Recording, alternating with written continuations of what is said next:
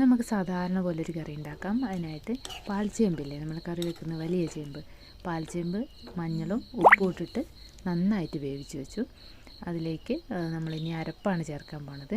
കടുകെല്ലാം പൊട്ടിച്ച് വെച്ചിട്ടുണ്ട്. അതിലേക്ക് നമ്മൾ തേങ്ങയും കാന്താരിമുളകാണ് ഞാനെടുത്തത്. കാന്താരിമുളകും അതുപോലെ തന്നെ വെളുത്തുള്ളിയും ജീരകവും കൂടെ ചേർത്ത് നല്ലപോലെ അരച്ച് വെച്ചിട്ടുണ്ട്. ഇത് കണ്ടോ, അതും കൂടെ നമ്മളതിലേക്ക് ചേർക്കുകയാണ്.